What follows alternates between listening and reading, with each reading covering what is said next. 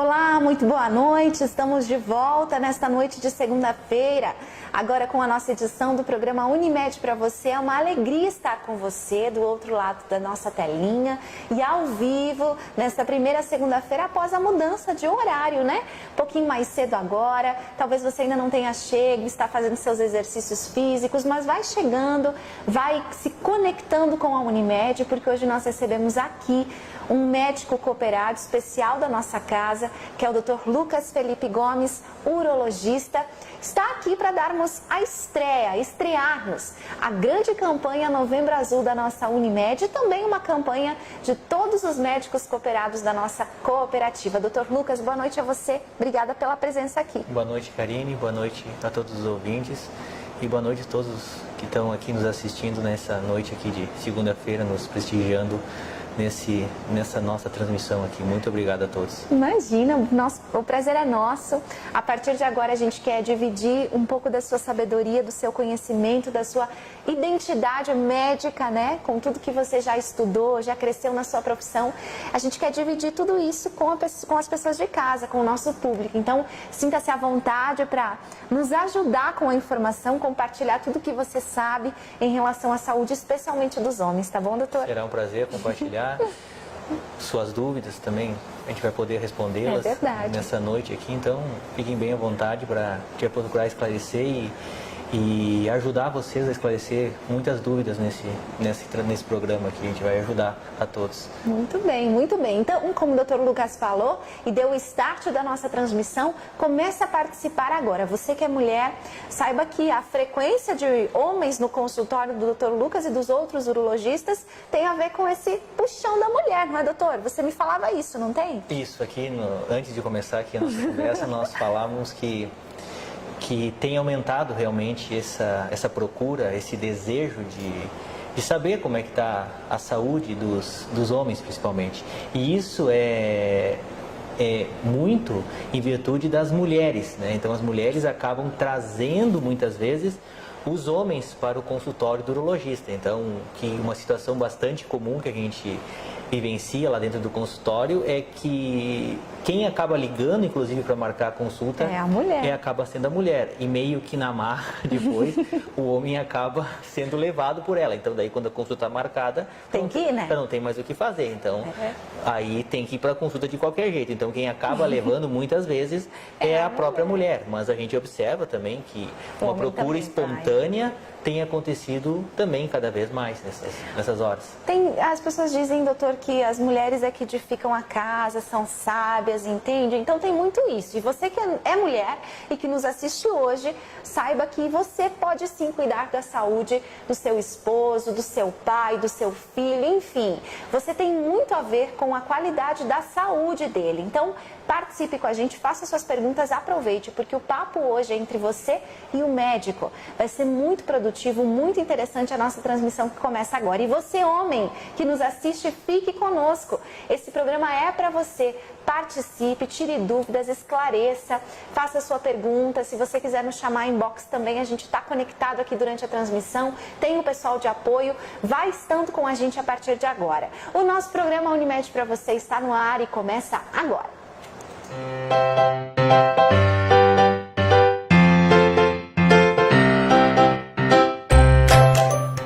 E a você que está conosco agora, anteriormente nós já fizemos uma transmissão ao vivo aqui, falamos sobre os dias imbatíveis, a semana imbatível da Unimed para venda e efetivação de planos de saúde. Você que tem interesse em conhecer quais são os valores dos planos da Unimed, dá uma olhadinha aqui no nosso Facebook que você encontra um link de acesso onde você pode pedir o seu orçamento, solicitar o seu orçamento de plano de saúde, seja pessoa física ou empresarial, para as nossas vendedoras, tá bom? Bom, doutor Lucas, quero começar sabendo um pouquinho mais sobre o doutor, né? Sobre essa especialidade que o doutor possui, que o doutor se formou, enfim. Doutor Lucas, quantos anos já faz que o senhor está em Concórdia, né? Consolida a medicina na urologia aqui. Conta pra gente um pouquinho da sua trajetória. Bom, eu estou aqui em Concórdia desde o começo de 2014, então já vai fechar 4 anos, é isso, né? E a gente, na formação da urologia, nós começamos, a gente termina a graduação em medicina, né? Depois, urologia é uma subespecialidade cirúrgica. Então, para que você possa ingressar na urologia, você precisa fazer a cirurgia geral, que vai te dar um conhecimento mais amplo sobre cirurgia. Depois você se submete a mais uma prova na especialidade mesmo da urologia para aprimorar os conhecimentos justamente nessa área da medicina. Entendi. E do que trata a urologia? A urologia, basicamente, é a área da medicina que trata das vias urinárias, tá? Então, que engloba desde os rins, próstata, bexiga, até outros problemas de outras glândulas que existem no nosso corpo, como as glândulas adrenais, por exemplo. Então, basicamente, o urologista é o médico que trata das vias urinárias, do trato urinário do nosso corpo. Muito bem, doutor. E é uma especialidade que, como o doutor falava antes, tem crescido, não é, doutor? Os homens têm buscado mais em relação à questão da prevenção. Mas curativo é algo que já tem bastante evidência, não é? É verdade. Então, o primeiro contato que acaba tendo, então, na mulher, a ginecologista já está bem estabelecido. Não, a primeira médica da menina, que a mãe já vai levar, a primeira médica, depois do pediatra, vai acabar sendo, a menina vai ser a ginecologista. No homem, como eles demoram mais para procurar o médico, então, muitas vezes, o primeiro médico do homem acaba sendo o urologista. Então, muitos problemas de saúde, não só relacionados, às vezes até ao trato urinário, são descobertos, são solicitados, são pedidos no momento da consulta urológica. Então, a gente costuma também abordar certos outros aspectos, não só relacionados propriamente à área da urologia, que a gente, aproveitando aquela consulta, já consiga conversar com esses nossos pacientes. Muito bem. Então, doutor, o ideal seria, né, o paciente, enfim, o cliente ir para um consultório de um urologista a partir da sua fase da adolescência, um pouquinho Exatamente. Daí o que já pode ser feito na fase da adolescência? Ver se o crescimento das genitálias está ocorrendo de maneira satisfatória, se a masculinização, ou seja, se está engrossando a voz, se está o crescimento correto dos pelos, própria estatura, né? Então, e muitas dúvidas acabam sendo resolvidas nesse momento da vida, né? Dúvidas próprias do adolescente, principalmente relacionadas à sexualidade. Então, o urologista te dá todos os subsídios e o conhecimento necessário para esclarecer todas essas dúvidas. Então, por isso que é importante. Então, às vezes, uma coisa que angustia muito o paciente, com uma simples conversa com o urologista, você já consegue solucionar muitas coisas. E até mesmo nenês, por exemplo. Então, para ver se não vai ter fimose, se os testículos estão bem colocados, estão no lugarzinho certo. Então, tudo isso o urologista entra para poder auxiliar os outros médicos nessas avaliações. E com certeza, quando o acompanhamento é como ginecologia, né? Quando começa cedo, há uma segurança do paciente, não é, doutora? Há toda uma investigação em relação a tudo que esse paciente possa ter. É uma segurança, é um trabalho de prevenção também.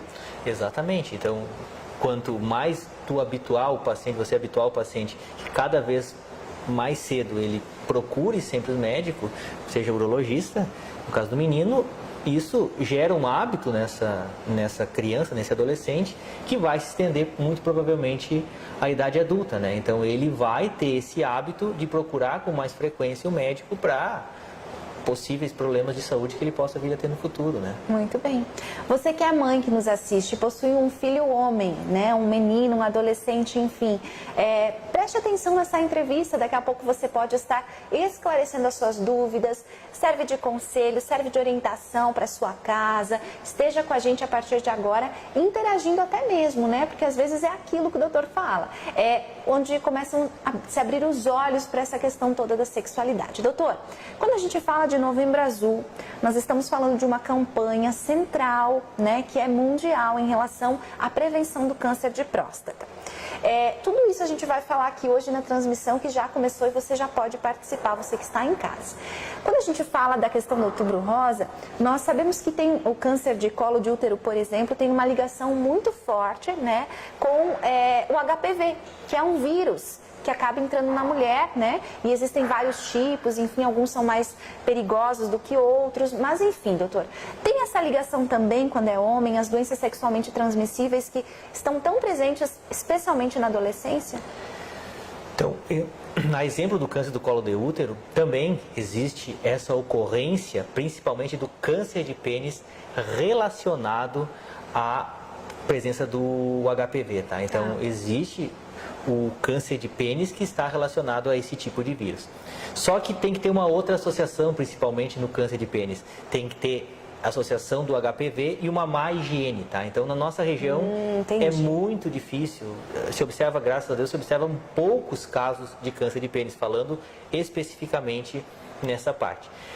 E relacionado a outras, por exemplo, outros tumores do trato urológico, não existe uma relação assim tão importante com alguma doença viral, tá? Então, o que está mais relacionado mesmo é relacionado ao HPV e o surgimento do câncer de pênis, tá? Então, que inclusive a vacina que é oferecida aos meninos nos postos de saúde, ela previne os tipos de HPV que são mais relacionados ao surgimento do câncer de pênis. Doutor, importante tocar nesse assunto, a gente está tentando entender o tema, né? A gente está tentando desconstruir toda essa identidade que tem o Novembro Azul para entender como funciona a saúde do homem aqui. É justamente sobre isso, doutor. O doutor falou agora algo importante, a vacinação. É uma vacinação, é uma vacina que está disponível não faz muito tempo, né? Gratuitamente para mulheres, para meninos e meninas. Né? Para meninas ela foi liberada mais, foi um tempo maior. Enquanto a menina, se eu não me engano, faz 2, 3 anos que ela passou a fazer parte do rol de vacinação que o governo, das campanhas de vacinação que o governo oferece, né? Então, esses meninos devem procurar, tá, os postos de saúde para que se realize essa vacina do HPV, porque isso já faz parte do calendário vacinal do Ministério da Saúde. E em caso de já ter passado, doutor, por exemplo, mães que nos assistem ou que vão nos assistir e que o adolescente já tem mais idade, né? Ele ainda pode fazer essa vacina, pode procurar ter essa vacina e é importante, você indicaria, doutor? O que existe, tá, de trabalhos reconhecidos e que existe realmente um benefício da realização da vacina são em pacientes que não tiveram contato com HPV, tá? Claro, se você eventualmente teve já contato com HPV e foi justamente aqueles tipos de HPV que são contemplados na vacina, pode ser que exista um benefício, mas não existe nada muito comprovado. O que existe de concreto em matéria de literatura é que pacientes que não foram expostos ainda ao HPV tem um benefício da realização da vacina, sim. Então, tem uma faixa etária, tá, que é contemplada nessas campanhas de vacinação. Depois dessa faixa etária, infelizmente, se a mãe, o próprio criança deixou passar esse período, não vai ser mais possível, principalmente na rede pública, né? Sim. Mas se você procurar em uma clínica de vacinação, por exemplo, pode fazer normalmente essa vacina em qualquer tempo, né? Muito clara essa explicação, doutor. Obrigada. Doutor, evoluindo um pouquinho então, né? Passamos da fase da vacina, passamos essa informação também importante em relação aos vírus. Agora a gente entra no assunto de hoje, que é o Novembro Azul. Como que o doutor reconhece essa data? O doutor considera importante que todos os homens saibam que é importante se cuidar, doutor? Especialmente nesse mês, que é um mês de conscientização? Sim, então essa data, principalmente na urologia, ela tem um significado, uma importância muito grande. Por quê? Que é justamente que faz com que o homem lembre, tá, que exista o câncer de próstata. Porque o que eu sempre falo no consultório é o seguinte: o homem só se lembra que tem próstata lá depois dos 40, 50 anos de idade. Porque o que acontece? Até os 40, 50 anos a próstata dificilmente ela incomoda. Só que depois dessa idade, quando ele começa a ter, às vezes, problemas para urinar, começa a ir muitas vezes ao banheiro de noite, aí que ele começa a se lembrar que tem uma próstata. Então, todas essas campanhas que têm um mote, que têm um significado, que consigam fazer com que o homem lembre que existe essa doença e que essa doença vai acometer, se você pegar 10 homens, vai acometer pelo menos 2 deles. Então, é muito importante. Muito alta, é muito alta. Então, de fazer o homem lembrar que isso é muito importante para a sua saúde é de extrema relevância no contexto da urologia, né? E campanhas que promovam isso, que promovam essa lembrança, como as luzes da praça ficarem azuis, nos consultórios colocarem aquele lacinho azul, qualquer coisa que te remeta a essa lembrança é extremamente importante, porque vai fazer com que o paciente se lembre disso e muitas vezes vai te fazer vai procurar o urologista para obter esse auxílio. Então, se o paciente, o homem, lembra disso a partir dos 40 anos, é isso, doutor? A partir dos 40 anos que a próstata começa a incomodar, Começa a incomodar. Isso. E ela incomodando não é um sinal de câncer. Não necessariamente, tá? Então, o que existe? Então, essa é uma diferença bastante importante. A partir dos 40 anos de idade, o que se observa na grande parte dos homens? Que a próstata começa a crescer de tamanho, tá? E como o canal da urina passa pelo meio da próstata, o que acontece? Quando essa próstata cresce de tamanho, o que começa a acontecer? Ela começa a comprimir, começa a apertar esse canal da urina. E quando começa a apertar esse canal da urina, começa a ficar mais difícil para fazer xixi, para conseguir urinar. E eles começam a conversar geralmente com os amigos. E eles começam a dizer, fulano, isso que tu está tendo deve ser da próstata. Então daí que ele acaba se lembrando, agora eu realmente tenho uma próstata e isso está me incomodando. Daí que ele começa a ver que isso pode começar a ser um problema na vida dele. Então, daí que ele acaba nos procurando a partir, geralmente, desse momento, né? Dessa fase da vida, né? Muito bem.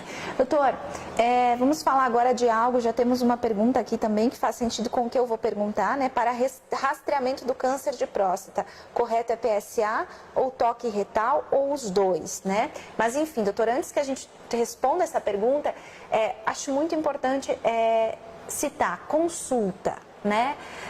Ele vai para consulta, o que ele vai enfrentar na consulta, já que para o homem ainda há muito receio em relação a ir no urologista para fazer algo na próstata, não é, doutor? Isso é real?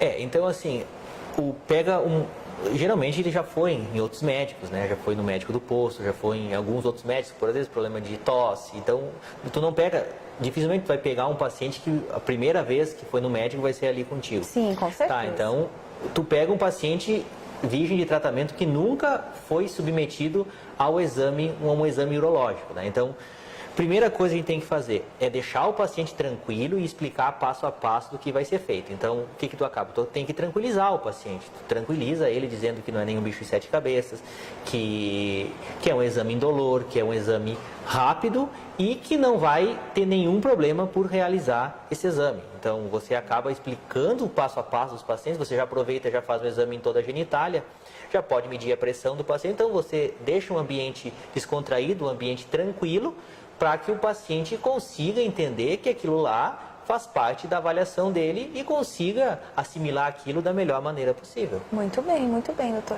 Doutor, como que é identificado esse câncer de próstata? Ele pode atingir, como você falou, de 10 pessoas, a cada 2 a incidência, mas como que é identificado isso? Como é que você percebe isso no paciente ou descobre isso no paciente? Aí que está o ponto, né, Karine? Eu não consigo olhar para o paciente e dizer, tu tem câncer de próstata. Isso a menos que o paciente esteja com um estágio da doença muito avançado. Então é para isso mesmo que serve o rastreio do câncer de próstata, que se processa, tentando já esclarecer a dúvida do ouvinte, se processa da seguinte maneira. Quando vai se fazer a procura, o rastreio, que a gente chama de rastreio do câncer de próstata, tem que se fazer o quê? Tem que fazer o exame do PSA, que é aquele exame que os homens já estão habituados, que é o exame de sangue.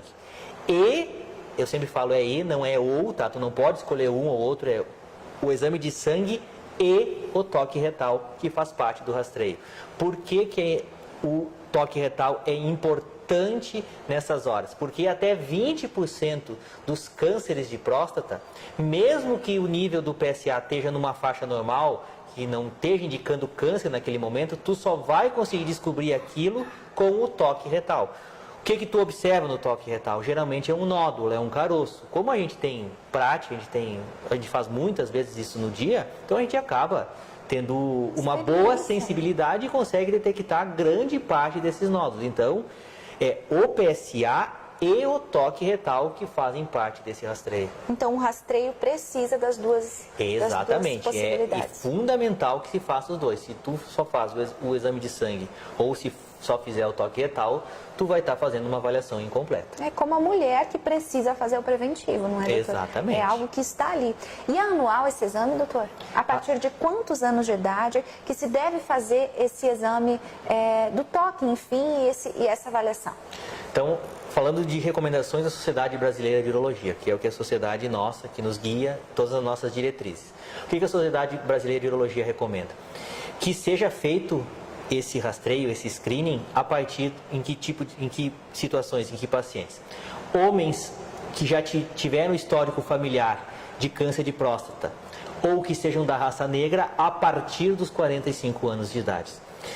Nos demais homens, a partir dos 50 anos de idade. Isso indica que esse rastreamento seja feito seja feito anualmente, tá? Então, tem que ser feito de maneira periódica e tem que ser feito a cada ano, isso aí. A cada ano também tem que repetir. Exatamente. Doutor, e o câncer de próstata é uma doença grave? É uma doença extremamente grave, tá? Porque gera uma série de prejuízos para o paciente. Então, quando descoberto de maneira tardia, tem um monte de complicações, desde fraturas ósseas, a doença pode estar em outras partes do corpo e gera um estado de debilidade total no paciente, né? Então é uma doença, sim, bastante grave e a gente que já observou pacientes em estágios finais da doença sabe que isso é muito ruim de tratar e é um caso bastante triste, né? Quando essas histórias vêm até nós e a gente acaba acompanhando esses pacientes, sim, um quadro bastante triste. Doutor, e no caso do câncer que acomete mulheres, tanto de mama quanto colo de útero, existe essa questão do diagnóstico precoce, né? No homem também tem isso, então. Isso pode fazer a diferença, doutor? Faz toda a diferença. Quando você descobre o câncer de próstata numa fase mais inicial, a chance de cura é enorme, né? Então, um exemplo do câncer de mama e câncer do colo de útero. Então, por isso que o rastreio se faz tão importante nessas horas. Mesmo que tu não sinta nada, esses exames que eu falei antes, que é o toque e o PSA, servem justamente para que se consiga descobrir essa doença no seu estágio inicial. Muito bem, muito bem. Doutor, uma vez alterado o PSA, não necessariamente pode ser câncer? Então, o PSA, tá? O PSA é um exame, é um antígeno prostático específico. O que é isso? Que é um exame que é produzido basicamente só pela próstata. Existem outras condições, mas aí são mais raras, que são determinados cânceres de mama também podem produzir PSA, mas são condições muito raras, tá? Então, falando especificamente disso, o que produz o PSA? O que produz o PSA é a próstata, tá? Então, qualquer condição que gere uma inflamação ou até mesmo um machucado na próstata vão aumentar o nível de PSA. Por exemplo, se o paciente foi submetido a uma biópsia da próstata e fizer a dosagem no sangue, vai estar com PSA aumentado. Existe uma condição bastante comum que é a prostatite, que é uma infecção bacteriana da próstata. Vai te aumentar o PSA. Se o paciente trancou a urina e não conseguiu mais urinar, também vai aumentar uma condição que vai acabar elevando a dosagem do PSA. Muito claro, doutor, bom saber disso, né? A gente que tem homens na família, né? A gente se preocupa tanto com eles, não é mulheres. E é importante, doutor. E esse PSA, então, é uma vez por ano apenas que deve ser feito?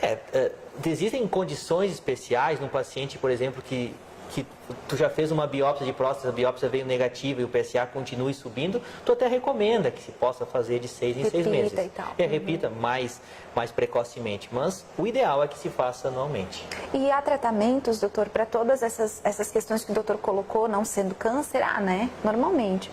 Então, vou começando assim, se tu tem um quadro de prostatite, uma inflamação da próstata, que é causado por uma infecção bacteriana, o tratamento vai ser com antibióticos, né? Se, por exemplo, da biópsia, que tu fez a biópsia, tu machucou a próstata, tu tem que esperar melhorar, que daí, com o tempo, isso aqui vai acabar cicatrizando e o PSA vai acabar baixando por conta. E se tu teve um episódio de retenção, tu tem que destrancar, ou tu vai passar uma sonda, ou tu vai fazer uma cirurgia para destrancar da próstata, tá? Então, aí tu fazendo isso, tu tá atingindo a causa que está elevando o PSA. Quando tu resolve a causa, a consequência é que o PSA baixe, que ele volte a níveis normais. Né? E o câncer eleva o PSA, doutor? O câncer é uma das coisas que eleva o PSA. Então, o câncer é a coisa que mais eleva o PSA, tá? Então, tu dificilmente vai pegar um PSA muito alto, acima, por exemplo, dando um número aqui de 50, que não seja um câncer de próstata, tá? Todas essas condições que eu comentei anteriormente, elas não costumam elevar tanto os níveis de PSA. O que mais eleva o nível de PSA é o câncer de próstata. Doutor, e falando especificamente agora do câncer de próstata, né? Quais são os sintomas que ele gera num paciente para que as pessoas também possam utilizar essa informação como um alerta? Há sintomas ou é totalmente interno? Não, então, na fase inicial, o câncer de próstata é assintomático, tá? Então, é uma doença silenciosa, que a gente diz assim, tá? Então, que não tem um sintoma específico que vai dizer o paciente, por isso que ele está apresentando, ele pode ter um câncer de próstata. Quando, por exemplo, o paciente tiver um sangramento na urina, tiver uma fratura de coluna espontânea, tiver trancado os rins e não conseguir mais urinar, é que esse câncer de próstata já vai estar numa fase muito adiantada. Daí, o tratamento é mais um tratamento só paliativo, é um tratamento que tu não consegue mais oferecer a possibilidade de cura para esse paciente daí. Muito bem. Cirurgias, doutor? Quimioterapia, radioterapia? É necessário? Então, quando tu descobre que tem um câncer de próstata, tá? Então, tu oferece algumas possibilidades de tratamento para o paciente, de uma vez que ainda esteja no estágio que possa ser operado, evidentemente. Então, qual que é ainda hoje o padrão ouro para o tratamento? O que é o padrão ouro? O melhor tipo de tratamento para o câncer de próstata. O melhor tipo de tratamento ainda hoje é a cirurgia, tá? Então, a cirurgia que se pode, daí o que varia na cirurgia são as técnicas que podem ser empregadas, tá? Então, existe a técnica beta, que é a mais comumente realizada. Você pode fazer a técnica por videolaparoscopia, que é aqueles furinhos que se faz na barriga, e em centros maiores ainda existe que o pessoal faz a cirurgia com o robô, tá? É o robô que o cirurgião fica num ponto ali distante e ele guia fora do local da cirurgia, ele guia esses braços do robô, é basicamente isso. E existe a possibilidade também da radioterapia. O paciente é encaminhado para fazer essas sessões de radioterapia. Ele faz de 27 a 32 sessões de radioterapia para o tratamento do câncer de próstata. E, por incrível que pareça, ainda existem alguns tipos de câncer de próstata que você não precisa nem operar. Não é que não precisa, você pode oferecer a possibilidade de uma vigilância desses cânceres de próstata. Então, você não precisa nem operar. Dependendo da nota que ele tiver, vamos dizer assim, você pode oferecer um processo de vigilância para esse câncer. Então, você vai repetindo o PSA, vai fazendo novas biópsias para ver se esse câncer se ele não vai aumentar de tamanho, se ele não vai se alastrar mais. Então, existe ainda essa possibilidade que a gente chama de vigilância ativa do câncer de próstata. A gente ouve muito, não é, doutor? Vai fazer pesquisa sobre o câncer de próstata, faz pesquisa, lê artigos, enfim. A gente ouve muito desse receio que o homem tem em relação à cirurgia do próprio câncer, né? Se ele volta a ter uma vida ativa, enfim, sexualmente. Tem esses preconceitos, doutor, essas informações, talvez até ditas ou não ditas? Conta pra gente, descreve pra gente. Tudo depende do caso? Então, assim, quando a gente chega na consulta ali, o paciente tu descobriu que o paciente tem um câncer de próstata, tá? Então, tu oferece todas essas possibilidades, tá, para o paciente.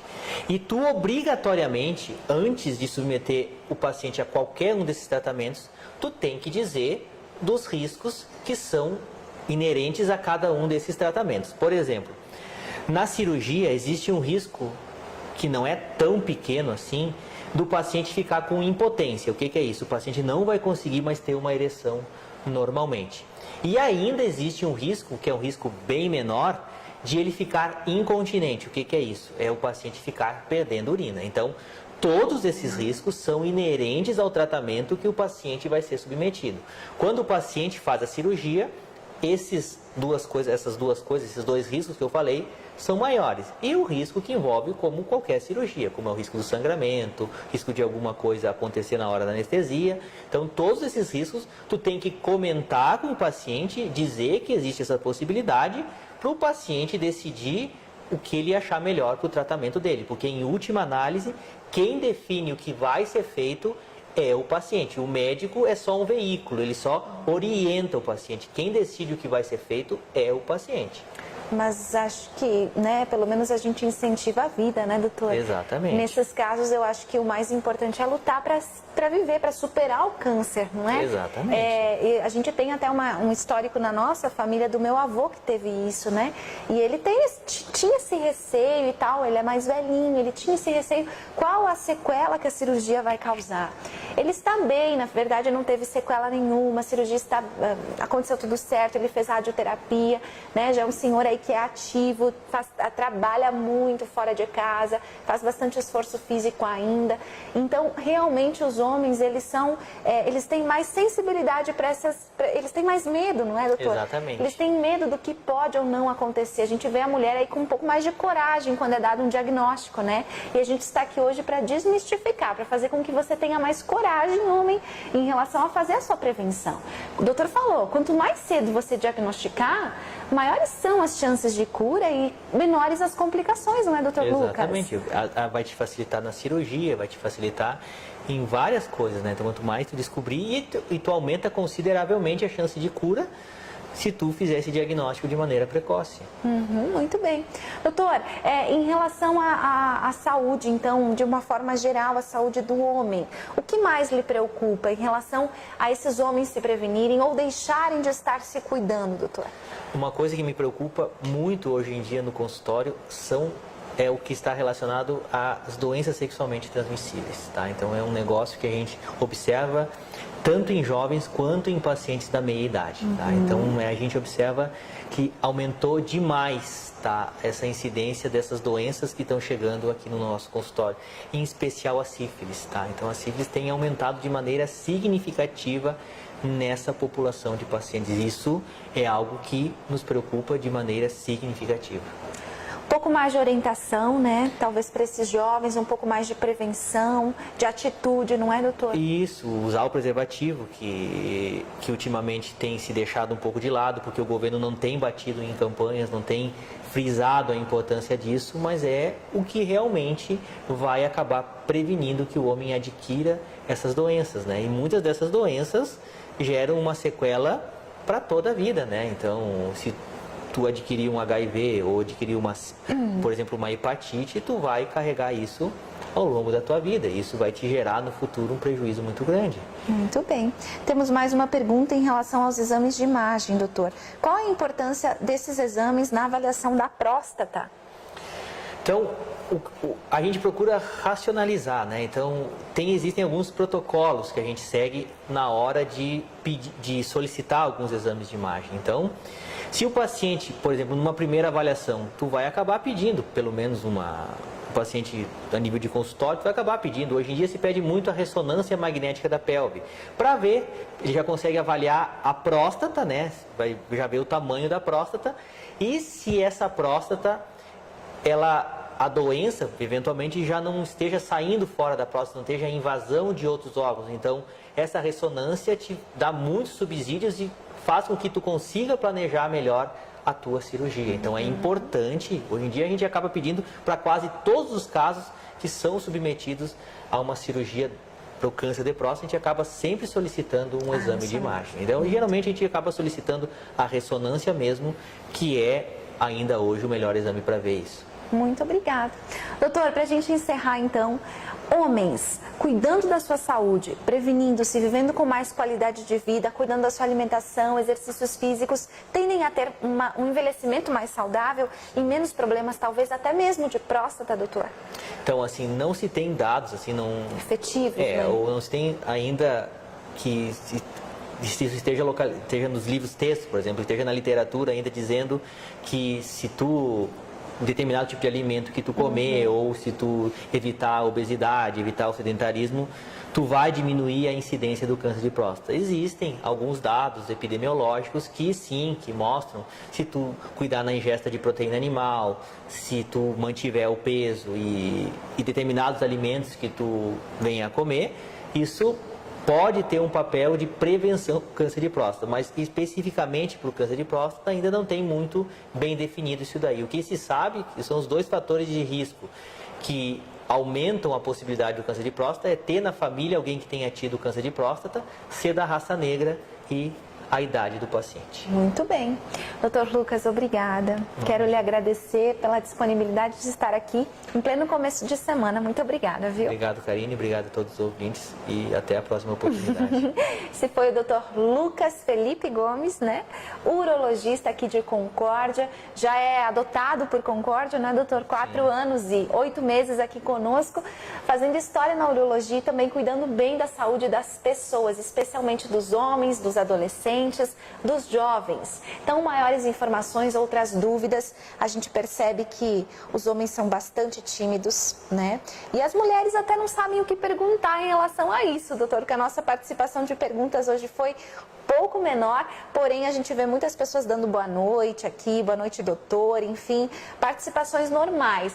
Mas você que tem uma dúvida específica, quer pedir algo ao doutor, talvez não quis colocar aqui, mande a sua pergunta por inbox pra gente, através da caixa de entrada, a gente vai responder através do setor de relacionamento com os cooperados da Unimed Concórdia. Esse é o Dr. Lucas, que fica à disposição durante esse mês de novembro para nos orientar em relação ao Novembro Azul da Unimed Concórdia. Agradeço a sua audiência, o seu carinho e bom restinho de segunda-feira. Nos encontramos ao vivo de novo na próxima segunda, às 8 da noite. Não perca, Semana Imbatível da Unimed Concórdia, no setor comercial, logo aqui embaixo do complexo de serviços da Unimed. Você pode vir até sábado e efetivar o seu plano de saúde para cuidar bem da sua saúde. Boa semana, pessoal!